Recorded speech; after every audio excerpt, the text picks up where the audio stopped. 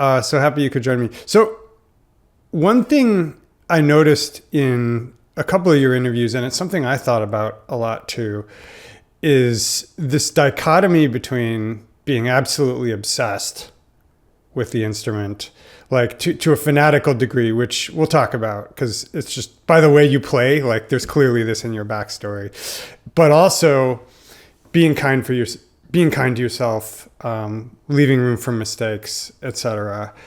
But I do want to start with the crucible side of that journey and just ask, like, the crucible you must have put yourself through to play the way you do, and by a pretty young age, what did that look like? Bring the viewers in to that journey a little bit. Well, I've always been a hobbyist, if you will. I have a strong love for doing things, if you know what I mean. Like, if I connect with something, so I can tell you some of my other hobbies quickly as well if you're interested. But I'm a rock climber. I've been rock climbing most of my life, and the first time I went rock climbing, I was like, I love this. I'm in, and I can't just climb as a little, once a week for fun. I have to be the best. I'm training. I'm like doing some of the hardest climbs in the local area outdoors. I'm like in competitions. I'm like, I can't just do a little bit of something. I have to go 100% if I like it. And that's the key thing.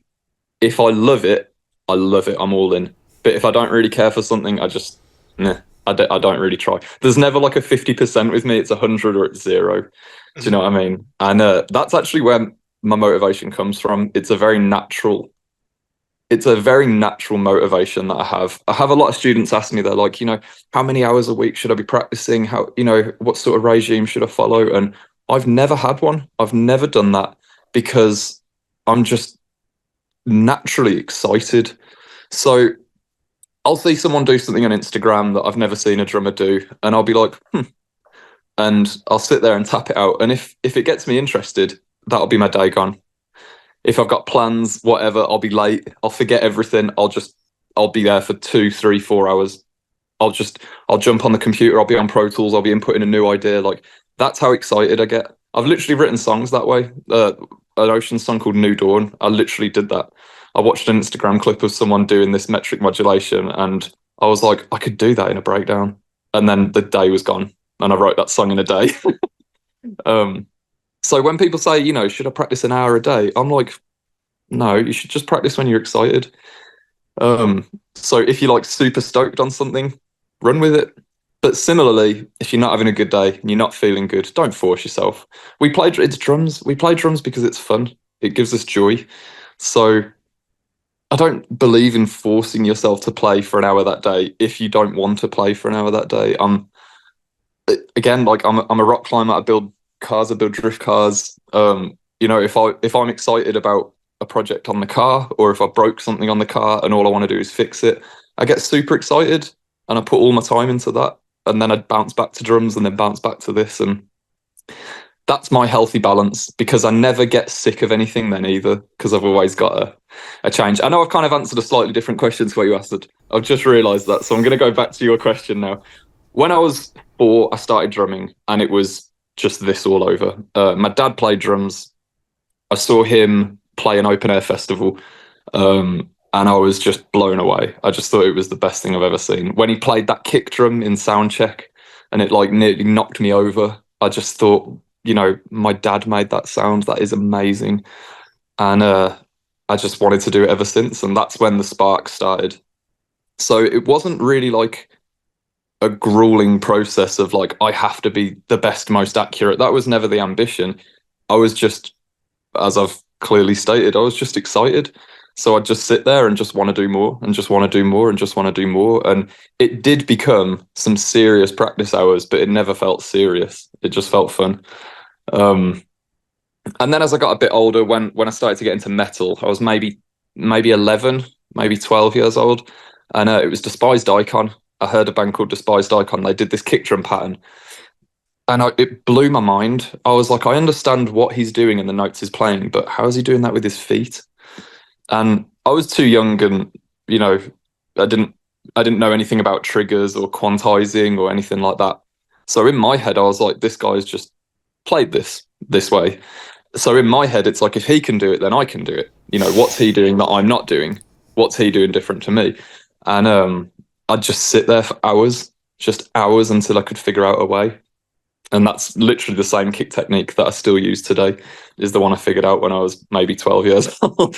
So although people see me do it now in my 30s, they don't know that I was doing that pre-teen, literally, which is hilarious. So yeah, the practice hours were intense, but it was, the motivation was never to be perfect on timing or just whatever. The intention was just, oh, I just love playing and I want to play, and I love this song, so I want to play this song. And it was just a very organic motivation. It always has been. Yeah. I think the reason why some of us like routines, and I would say I have a much more moderate relationship with practice and with habits, where there's some days when I just don't feel like doing it, but I will to some degree force myself. And in my head, I feel like there's kind of the micro and the macro. So it's like on the macro, it's something I love and something that fulfills me. But on the micro, maybe there's like a little resistance to push myself to get it started every day. But it feels like you had like an intensity of excitement. Have you ever seen that Adam Sandler movie, 50 First Dates? Yeah. Where like every single day he needs to like get the girl to fall in love with him. Was it almost like that for you, where it's like every single day the motivation was there anew? So stringing enough of those days together kind of provided you continuity over months and years? Yeah, it's similar. We'll go with it. When you were younger, did you ever think you'd be doing anything else? Did you ever struggle with like, oh, what am I going to do as a career? What am I going to do with my life? Or did it just sort of line up for you? I remember there was a pivotal moment for this. So I did question it when I was very young. Here's another hobby, which I don't do this one anymore because it's too dangerous for me now. I used to be an avid skateboarder. I would skate pretty much every day. I actually discovered a lot about drumming through skateboarding, which is a weird thing, but we can go into that afterwards if you're curious. But I remember I would go to the skate park and I wasn't the best skateboarder there. And I'd lose games of skate, or I'd see other kids doing things I couldn't do. And sometimes I would feel really demotivated. I didn't really understand it at the time. I was too young to understand, the terms demotivation. I just remember the feeling of being like, oh, I'm not very good at this. Or, oh, I'm never going to be great at this because they're all like years ahead of me. But I'd always, whatever I did with drumming, whether like, whatever school I was at, when I'd like audition to get into a music school, or when I went to music college, every step of the way I'd always think, oh, it's gonna be the same thing. I'm gonna be the worst drummer there. And every single time I was the best drummer there. Even when I started like high school, I was like, oh, I'm a big fish in a big pond. Sorry, I'm a little fish in a big pond now. But even at year 7, out of all of the years of high school, I was the best drummer in the school, just starting out. And it just hit me one day. I was like, I might not be the best skateboarder, but I always seem to be a very good drummer. And I was like, that's the answer. I'm like, it was like almost like a fail safe. It was like I could have a bad day at the skate park and I'd come back feeling really bummed out. But then I'd always have that little bit of confidence knowing, yeah, but you can still play drums really well. That was like my thing. And it just hit me one day. It was a real moment where I just thought, I have to do this. This is clearly what I'm good at. This is clearly what I love and what I excel at. This is what I do. Let's go. I was like, this is what I do, and it's what I'm going to keep doing. So yeah, I do actually remember having a moment of realizing that. And funnily enough, that made me enjoy my other hobbies more, because then it eased pressure on my other hobbies. I didn't have to be the best skateboarder or the best climber, because I was like, oh, this is, I love it, but it's still just, it's not as serious now. And it it's everything has balanced itself really pleasantly, I think, across my hobbies. I'm almost the total opposite. When I had the small fish big pond experience, I was like, oh, I suck. Well, I need to bust my ass. Yeah, and I feel like maybe I had a similar motivation.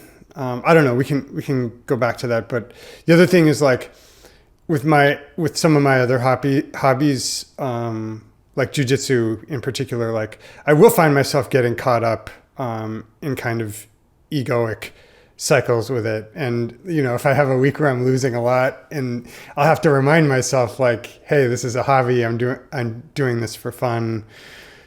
But I get the sense from you that even if it had been more difficult, you probably still would have persisted. And I think that love and affinity would have gotten you through. I get extra motivated when things don't go well. Um, this is it's quite interesting actually because I see it across the board in life, and like this isn't to do with any hobby or anything at all in particular. This is just like the most broad statement I could give. I see a lot of my friends and family, and I see them like get really sad when something doesn't work out the way they want, but I've never I've never had the sadness per se. Um, no, that's incorrect. How do I word this? I'll get that feeling of sadness, but then it's instantly followed by a massive boost of, "We'll change it then," and don't feel this way. I don't know how to verbalize this. Maybe you have an ability to step outside your feelings and view things through the big picture, like sort of right away. Like some people might process these sort of stages of disappointment, but maybe you're pretty good at just kind of conceptualizing it real time. Yeah, honestly, I'm stumped. I don't know how to verbalize it, but I when generally speaking, if something happens that's like, oh, that's a nightmare, I'm gonna stop. I'm calling it a day for this now. I'll sit down for all of 30 seconds and then I'm out the door. I'm like, let's get it done. This happened to me like 2 days ago. I was working on one of my friend's cars, and it's like a 30-year-old car. It was just me working on it. He's away on tour. It was like we're in a heat wave, so I was lying on my back on a 30-degree floor, and like it was a grueling job. I've been on it for hours. My back was sore. I was just tired, and I was maybe 3 bolts away from pulling the diff out, and one of the main bolts snapped. And I was just like, no, that's it. I'm done for the day. It's not happening. I'm like, I'll just have to tell him I'm finishing it another day. And I went and I sat down. I poured myself a glass of water, and I was like, my back was really sore. I was really hot, getting a bit of a headache. And then I just got up and I went outside and I just finished it. Like I don't know what it is. It's almost like I don't like I don't like giving up on something. Um, yeah, a much more deep example of this might be this is maybe stepping outside of the conversation, but my dad, I actually lost my dad when I was quite young. My dad, he passed away when I was 11, and I remember a lot of people saying to me, even when I was just young, a lot of people would say things to me like, "Oh, I'm so sorry for your loss, and so, it must be so hard, and this, that, the other." And I just remember thinking, even back then, I was like, why are you saying these things to me? Like I had the best dad ever for 11 years. I feel blessed. I'm like, I remember literally, and my dad played drums. Like I said, he introduced me to drumming. And I even back then, I remember thinking like, this is natural. This is what happens in life. Sure, it was earlier than we would have liked, but it is still natural. And he's set me up in this positive path of drumming. And I remember saying to people as a kid, I'm like, I feel quite honored that I had such I'd rather have a great dad for 11 years than, you know, a, a variety of other situations. So I just remember, I guess what I'm trying to say is I like to see the good in whatever's happening around me because I'm aware that I can't change what's happening. So I just try and see the best in it. That's how I'm going to summarize all of this. I think that's all I can put it down to. That's amazing. And you know, I've done this podcast thing for around a year, and I've been lucky enough to like sit across from a handful my drum heroes, and part of the script that's playing in the back of my head is just like, how is this person wired, that set them up for success? Like, what are their attitudes, approaches? And I think that sort of wiring where you're motivated to see the good in things, and to to sort of just be equanimous about things, but move forward. Like, I'm getting a really strong sense of that. Sidebar, but like, you're into climbing. I'm assuming you're pretty familiar with Alex Honnold. Of course. Right? So the vibe I got from him in that Free Solo documentary was a little bit similar in terms of like, setbacks didn't seem to affect him the way that they would affect most people. He just kind of had this like, well, I guess that's what that is, but then we're going to keep going attitude. And yeah, It was either him or Tommy. I can't remember who. It might have been Tommy, actually, but they said in one of these films, I think it was in The Dawn Wall. Have you ever watched The Dawn Wall? Because, strong recommend. okay. In fact, please watch it and then text me with what you think, because I want to know what you think. It is probably the most moving documentary ever, in my opinion. But I think it was Tommy in The Dawn Wall, and he said, nothing great happens. No, you don't achieve anything by sitting on your sofa, by sitting on your couch.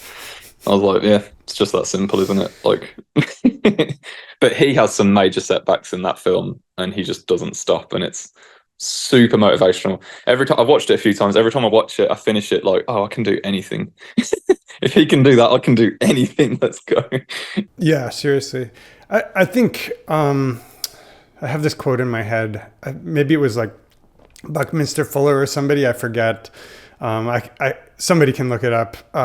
But I think he said something like, err on the side of risk taking, don't err on the side of laziness. So if like you have an orientation toward iterating, rather than like sitting and waiting to see what happens, it feels like eventually fortune's going to favor you, right? Yeah. I mean, you'd like to hope so anyway. I've heard that you do some teaching, and you like working with students. It was more in terms of streamlining what I do, like as personally. I was finding that my progress was slowing because I was putting in a lot of time into helping others progress. And for a while, that was like a really brilliant thing. It felt, really selfless and really dope. But then I started giving the same lessons because people come to me for pretty much one thing only. Let's be honest, they come to me for double kick. And then I started to realize I'm actually just repeating the same lesson hour after hour after hour after hour to like different people that'll come to see me for a few lessons, get what they want from my double kick, and then never see me again. And I wasn't developing that like relationship with students where it was like a long-term thing. I have with a couple, and I still see those couple. But ultimately, I just thought this isn't helping me progress. It's taking a lot of time, and it just didn't seem logical. So I streamlined it by just doing that lesson in detail on camera, and I just filmed it and put it on my website. And now instead, when people say like, hey, can I have a one-to-one lesson with you? I say, look, if you're going to do double kick, just buy this. It's cheaper for you than to see me for an hour, and then I don't have to repeat myself hour after hour sort of thing. And every now and then some of them still say, I'd rather pay double or whatever it is and speak to you personally. And I'm like, cool, let's do it. But ultimately, I've been happier. I know a lot of people really, really love teaching all day, every day, like that's their thing. But for me personally, I've been happier developing other projects and progressing myself, and then doing less lessons. I still do plenty, but I do much less. I've just had a shift in how many I do. Instead, I try and divert more to the website where I had to do the lesson once, basically. And that was a good move for me personally. But yeah, I do love teaching, and I do love breaking things down. And I love, one of my biggest things is I love seeing what works for people, because sometimes the approach that I took just doesn't sink in, it doesn't sit with them. So you try a different angle and a different angle and a different angle. And I love that. And I love eventually finding the approach that, cracks the nuts sort of thing, and you get in there. So I do enjoy it, but I think for me moving forwards not just as a drummer, but as a career, I have to be making sure that I'm somewhat secure. And I think the moves that I've been making and the way I've balanced my daily life is better this way.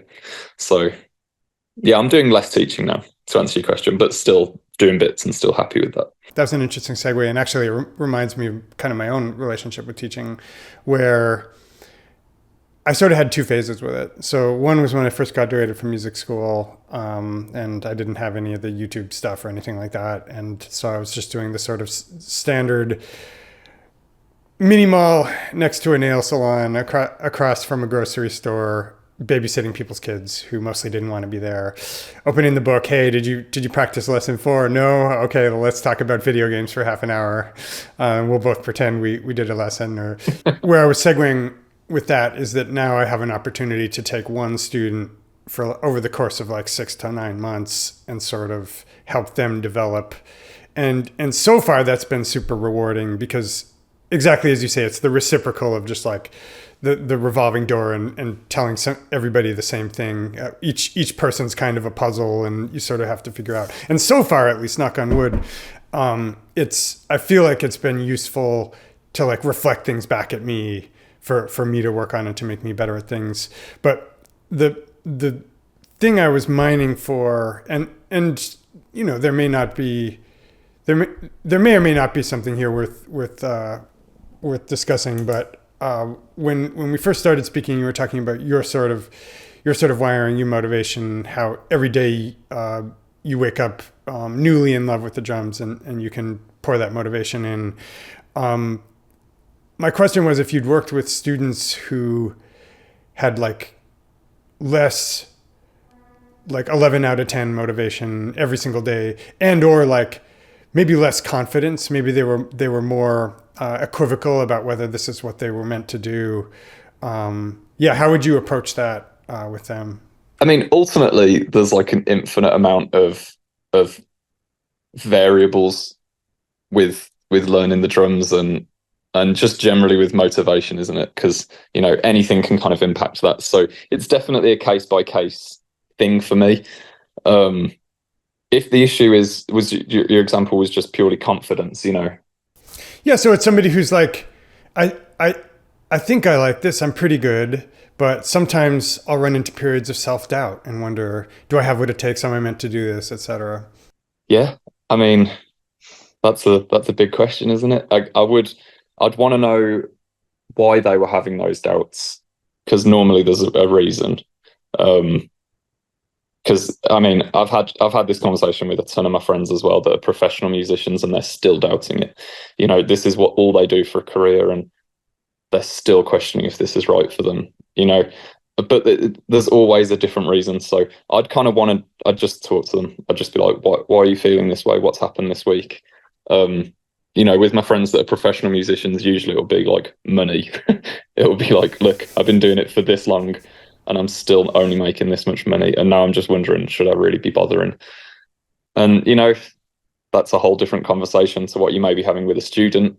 But I'd just dig into it, you know, I'd dig into the reasons why they're feeling that way, and then just talk to them, really. That's all I can really offer. Yeah. Depends what you want out of life, isn't it? Depends what you want to do. At the end of the day, most people I know play music because it's fun. That's the reason why they start. They enjoy it. Something ignited a spark in them. And sometimes you can just forget that. That's usually when motivation's low. So maybe a gentle reminder of why they started, bring it back to the start, or just dive into why they're lacking in motivation right now and dissect it. And yeah, I think that's all I do. I just have a conversation, have a heart to heart.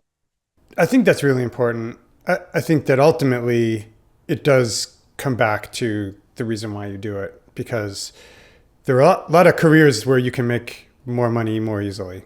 Like, you know, how come if I'm speaking to this hypothetical student, it's like, well, why are you not on Wall Street right now, for instance, right? And especially now in the sort of internet age, and I'm interested in digging into this too, but in the sort of post-gatekeepers age, where it's no longer like you're going to win one audition and get one gig and that you're either going to be set or you're not. It's like every single day you have an opportunity to put yourself out there, and you do it iteratively, and you can kind of climb up if you get good enough. But ultimately, it's all a means to an end to that feeling we get when we play. Like, and if we're not, if it feels good and we can find a way to pay the bills, then it's a career to some degree, right? But if it doesn't feel good, why? Why would we bang our head against the wall? Again, there's like an infinite amount of variables because you don't want to do the thing you love every day, putting yourself further and further in debt every day, and eventually then end up hating the thing that you love. Like, that's not a good balance. Like, there's so many variables, but you have to just, I've talked a lot about balance today. Like, you just have to make sure it's balanced. And if you are going to make the leap to be full-time, you know, you don't, some people want to do the hard jump off a cliff, but you don't have to do that. You know, you can go down to part-time, and then you can go down to this, that, the other, and you can make it as smooth or as aggressive as you want. And it's all down to the person and how they want to do it. Or just keep it as a hobby, or just, you know, it's entirely up to the person. There's just too many variables. I love talking to people, and I'd love to talk to specific individuals and dig into exactly what they're thinking and feeling.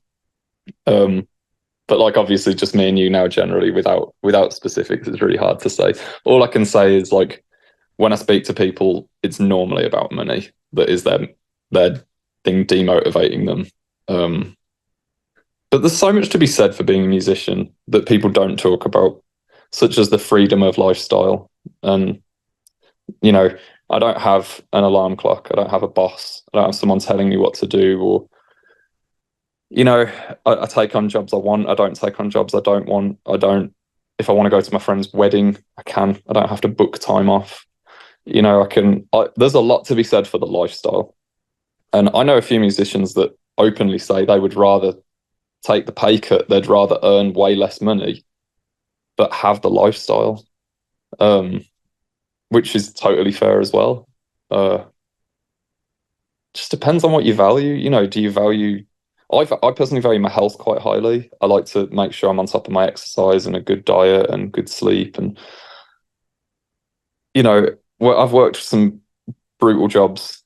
You know, I was a builder for a while, and, you know, it's just like terrible for your body. You know, respect to the people that do it, because it's so much hard work. You know, it knackers your knees, it knackers your back. And I think I would rather make the money I make and have the lifestyle I have than have it different. But it's also totally fine when people say, I'd rather not have that freedom. I'd rather have a routine and a structure, and I also want to make more money. Like, it's all fine. It's just down to the person, you know? Yeah, totally. Well, I want to go in the direction of the lifestyle and what you're finding interesting these days, because, you know, you tour for quite a bit of the year, it seems like, but then also you make these super creative YouTube videos. Thank you. Yeah, the one with the cooking the steak on the kick drum was pretty amazing. But yeah, I guess my question here is, like, what's the direction what's the creative direction that's currently firing you up the most? It's YouTube. I because I'm my own brand now. For a while, I was the drummer of this band. You know, the drummer of that band. Now I'm Chris Turner, the drummer, and the brand is Chris Turner. I'm always looking for ways to, you know, develop that brand. And I have people ask me about branding a lot and identity crisis within their brand, and like being consistent with what they're trying to, you know, drive home. And it's always an issue for these bands and for these groups of people, because they all have slightly different visions. And it kind of hit me. I was like, I've never struggled with my branding because it's me. Like, it's just me. And that's when it hit me. I was like, well, develop that then. Develop that as your brand. Like, be more of a personality, be a presenter, be a host. It's about more than that now, isn't it? So I started dabbling with not just putting a video of me drumming up. It would be a video of me, maybe, like, the first one I did was when I got hold of the world's first double pedal. So I'm like doing a review, but it's also like me with my friends having some fun and playing some drums. And it was, it's developed my brand into being more than a drummer. So it started as drummer of a band, then it went to drummer, and now it's being drummer and persona. And it's kind of just the next step, which is I've just naturally sort of gravitated towards. So I've only done 3 YouTube videos in that direction, but they're working very well. People seem to really enjoy them. They're some of my biggest YouTube views, and in the really short amount of time, the world's first double pedal video got 100k views in the first day on YouTube, and that was when I had 40,000 subs. So that was like, engagement wise, that was really big. So yeah, I just want to keep doing more of them. Plus, I love YouTube. I actually really, really love YouTube. I'll like be doing whatever I'm doing in the day, and if one of my favorite channels posts like uploads a video and I see it, I get so excited. I'm like, I can't wait to go home and put the kettle on and have a cup of tea and watch this, or I'll watch that before bed, and I get really excited and I think about it until I'm home. Like it's surprising. I feel weird saying it, but I get really excited about YouTube, and I think that's also why I want to do it as well. Not just because it feels natural for my branding, but also because I love it, and it gives me a lot of joy. And I'm thinking, well, if I could bring this to people as well, then I want to have a go. So the next step for me is more YouTube vids. I've got some wacky ideas. Some of them I'm not going to be able to do unless I have funding, because some of them are quite big. Some of them I could film tomorrow, but I've got other things in the way. It's also balancing my life, like you said, touring a lot. Like I fly out to Czech Republic on Monday, play a festival, then that night I fly to Spain to play a festival the next day. Like, I've got a busy life as it is, so it's not easy. Like people are like, oh, you need to be posting a YouTube video every week, and I'm like, I just can't. Like I'd love to, but I really can't. So yeah, what's exciting me the most is always composition. Composition is always the one thing that I'll never be bored of, because Meaning writing songs. yeah, because it's ever evolving, and there's no end. There's no end goal there. It's just an ongoing, permanent thing, which I'm always excited by. So I always love writing music and releasing new music, but I've now started being interested and excited by writing and releasing videos as well. So yeah, it's tough. I've literally got my next video planned and almost ready to go as well, but haven't got the time to film it for a good few weeks.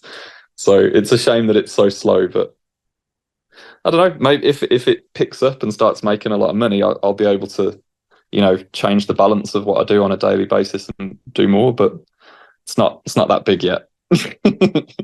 I love this thread. Obviously, I could nerd out about YouTube all day. I have a couple tributary questions. We'll say, like a couple little branches off of the tree trunk. One is, most people, when they put out their first few YouTube videos, they're garbage, and it takes years and years to iterate towards something presentable. How are you able to hit the ground running with such a high level of production quality? I do it all myself. So the world's first double pedal video was the first video I'd ever color graded, the first video I'd ever edited, ever. It was like log footage. I didn't know what log was. I'd never heard the word log. So I'm like, it's also one reason why it took me so long to get that first video out. It was like about a month of trying to figure out how to color grade and how to make it look good. And in hindsight, I look back on it and I'm like, oh, that I can do way better than that now already, even though it was 3 videos ago. But it just comes back to that motivation of like, I just don't want to put something out that I don't think is the same quality as everything else out there right now. One of my favorite YouTube channels at the time was Donut Media. Like I watched a lot of Donut Media, and I wanted to follow that format, and I wanted to follow that style of video. And as soon as I started editing it, I just like watched the first few seconds of a donut video and watched the first few seconds of my world's first double pedal video, and I was like, well, theirs is really fun and engaging and mine isn't. So I just scrapped it and started again. And I just kept going back and forth between the two until I felt that it could hold its own against a donut video. That was basically all I did. I just quality checked it against donut media. And when I thought it was at that point, I just put it out, and yeah, it did really well. But like the video after that, the steak video, within the first few seconds, there's like an animation of like a cartoon steak like hitting a kick drum and getting pounded on by the beaters. And I remember like I had the idea. I was like, I want to do a little animation. That would be cool. And I asked around a couple of people, like, do you know anyone that can do animations? And they were like, no, I don't know anyone. And I was like, all right, I'll do it. And it took me like 3 days to do that tiny little animation. Probably did it all wrong. Like, probably took the longest, most painfully slow method. But I did it. I was like, cool, that's cool. Like, I don't know. I really don't know. It just comes from that motivation of like, I just like things to be the way I want them to be, and I just kind of don't stop until I think they're there. Mm-hmm. Yeah, I'm not really sure. Thank you. It's a big compliment for you to say that I've hit the ground running with it. So thank you so much for that.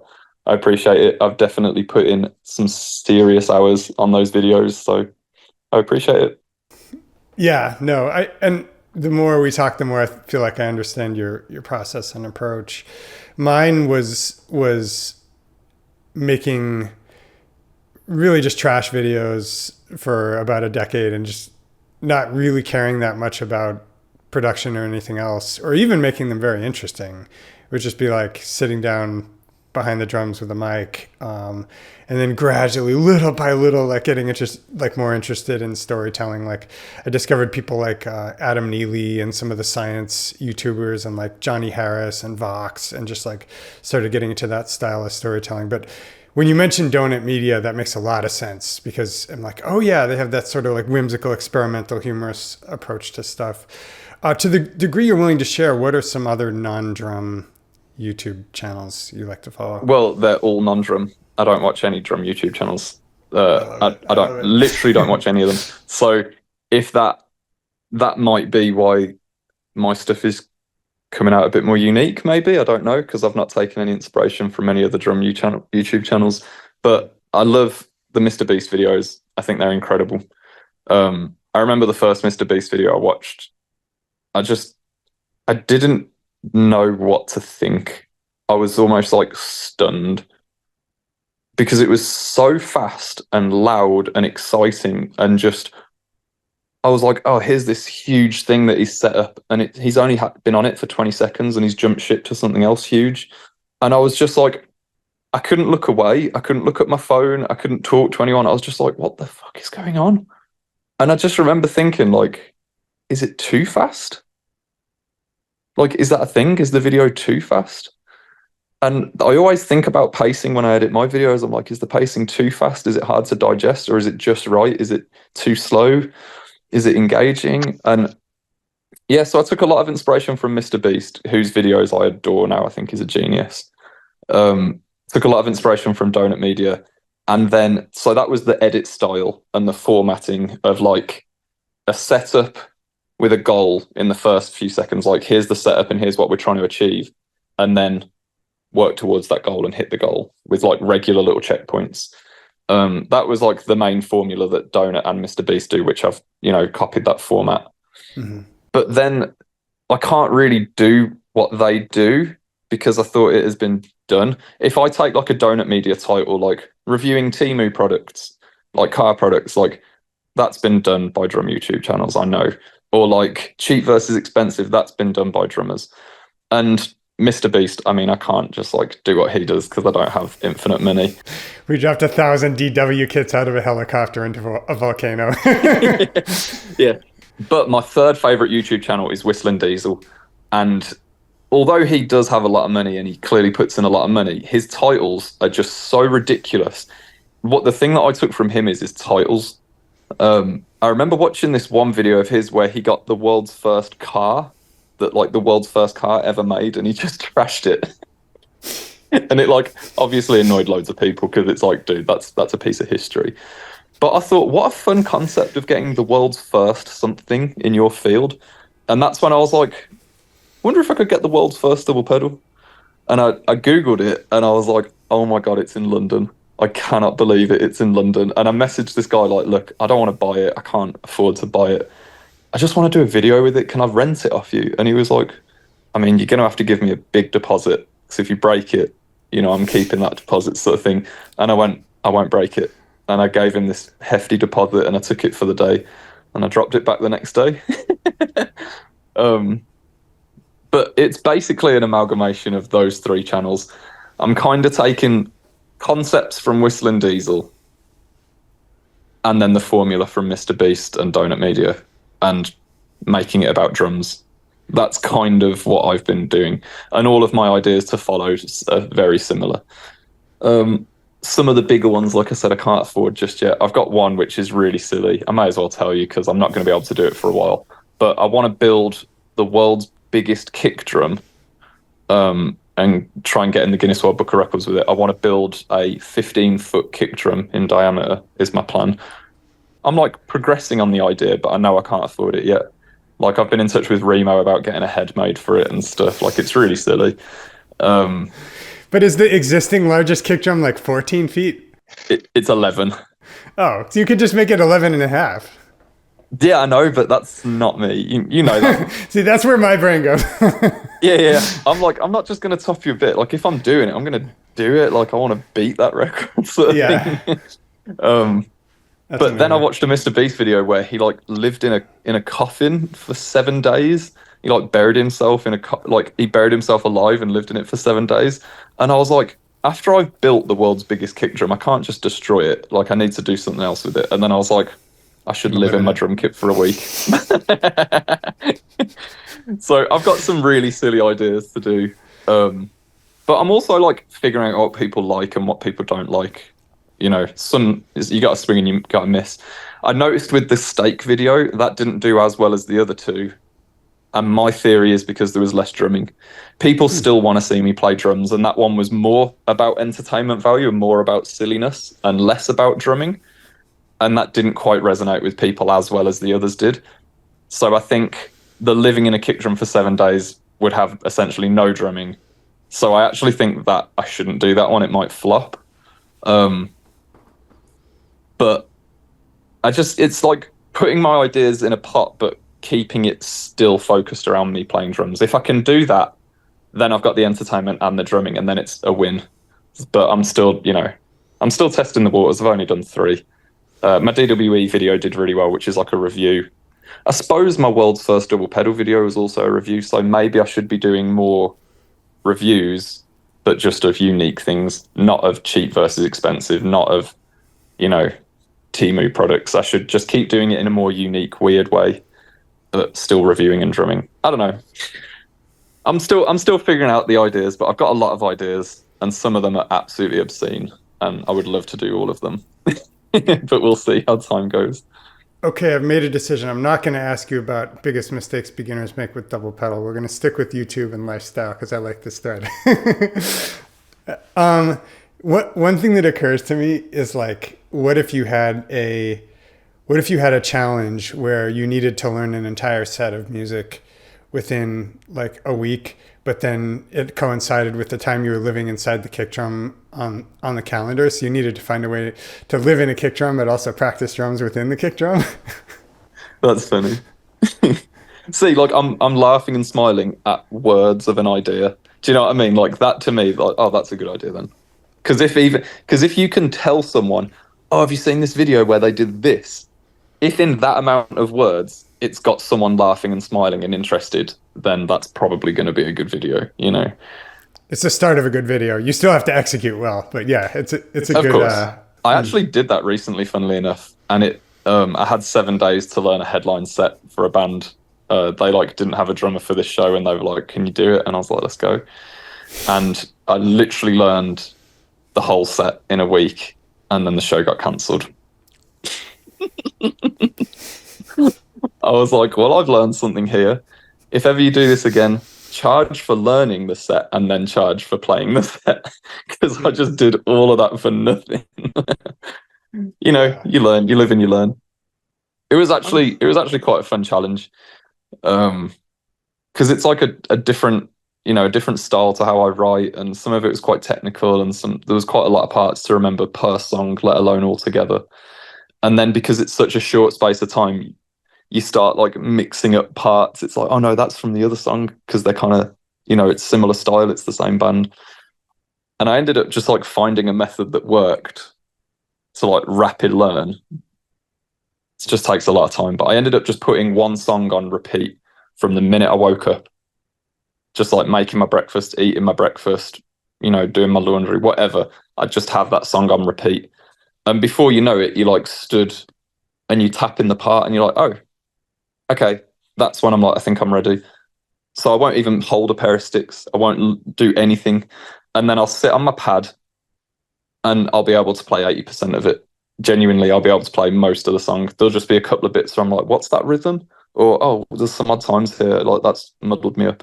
And I'll just loop that bit and get it down. And I'll just spend the rest of the day then just playing that song. I won't think about another one. I'll just get that one to the point of it's just branded in my head, like ingrained in my brain. The next day, I'll do the same with the next song. And I did that every day because it was a 7-song set and I had a week. And then on the last day, I just tried to put them all together. And it was, yeah. So I got a couple of bits muddled up, but on the first run through. But by the second run through, I was like, I can literally play this set now. And then, yeah, the show got cancelled. Yeah, it sounds like, yeah, live and learn. Next time, ask for half the money up front for learning the set. But it sounds like it was still a fun like learning experience and teaching yourself about how to learn music in a hurry. And just how to quote things. Everyone does it. Everyone will do a job that they haven't done before and underquote because they didn't realize they had to do this. But I've been on the other end of that, where someone has underquoted me for a job and then they've turned around halfway through the job and said, hey, Chris, I'm gonna need you to pay me triple. And I don't personally don't respect that. I think that if you've misquoted, you have to take responsibility and say, look, I kind of fucked up here, but I will honor what I said, because we've already began the work. We're already halfway through the job. Even if it's a real maybe have an honest conversation and say, is there any wiggle room? Can we get an extra couple of hundred out of it? And if that's possible, then cool. That's a fine conversation to have. But I had someone turn around to me before and say, you've got to pay me triple or I'm out. And I just remember thinking to myself, that is not good business. You should, you made that mistake to underquote. I didn't make a mistake here, so why am I paying for the mistake? I thought that was real bad business. And all I could think about during this was, I should have quoted them, not just for the show, playing the show. I should have quoted them for learning a set. Mm-hmm. But I didn't know that. But I was like, I'm going to honor what I said. Like, I told them I'd do it for this rate, so I'm going to do it. So I honored my underquote. Yeah. But yeah, for next time, I know full well, hey guys, yeah, it's a set I've never heard. I've got to charge you to learn it, and then I'll charge you to play it. Simple. So yeah, it's you started the video by cooking the steak on the kick drum. You can't switch that steak at the last minute. You got to eat that steak. Yeah, that's it, yeah. Right. Well, this hour is like flown by, but one thing I want to end on is it seems like a recurring theme through a lot of your ethos and your approach to things is kind of like, don't play in the middle. Like, either go full in on something or don't do it at all. And even down to that idea of like underquoting. And it reminds me of like a few years ago, like I was renting a practice room from somebody and like they needed to give me the keys. And so they wanted me to pay them like $20 to like drive down and give me the key. And I just got this feeling about like, just like charge more for rent or something. And it kind of gave me this feeling that's like, I never want a nickel and dime. Like, it's like, I either want to be doing things I enjoy for free or I want to be getting paid handsomely. And I think that's generally a good ethos. So yeah, it's been super interesting and inspirational to speak. Is there anything in particular you'd like to direct my audience's attention to, like new projects you've got going on, things you've got coming out? Like, what would you point them toward? If people are unaware of my solo album, I'd love for you to check out my solo album. It's the artist is Chris Turner, and the album is Steezy. You can find it on anything. Um, that album, every song on drums was recorded in one take, start to finish. No punch-ins, no stop-start. There was zero triggers, zero samples. So it's all live drums. Nothing got snapped to grid. So it's not a live album because I'd have, 3 or 4 attempts of a song before I settle on that take of the song, sort of thing. So it's not as live as a live album, but it's pretty damn close to it's a very organic album, drum wise, and it's super. I'm really proud of it. So if you've not checked that out, please do check that out. That's obviously already released. I'm going to be putting more songs out soon as well. But things that are coming up, I've got a few products coming out soon, which I'm super excited about, but I can't talk too much about them yet. So if you don't follow my pages, if you enjoyed this interview, if you like, what you've heard today, then by all means, please check out my pages and you'll be able to keep up to date that way. But yeah, that's all I can really say. Cool. Yeah, and we'll link all that stuff in the description. One thing I'd point people toward is like the collab with Thomas Lang. Just both. Yeah, that's a part of the solo album. Oh, is it? Okay. Yeah, the same rules applied to Thomas for that. And I also had another song with another drum guest, and the same rules applied to him as well. Had to be no triggers, had to be no samples, and it had to be one take, and no snap to grid. So it was fun. It was really fun. Thomas Lang was one of my biggest heroes growing up as well. So like second to my dad, basically, he was my biggest hero. And I actually met Thomas Lang with my dad. I've got a photo of me and my dad and Thomas Lang, and I'm like, tiny. So that was such a cool full circle moment. But that song is a song called Triggered, like a funny play on words. And that's a part of the solo album. So yeah. Fantastic. Well, it's been a lot of fun. Really, really appreciate your time. Hell yeah, you too, dude. I appreciate it a lot.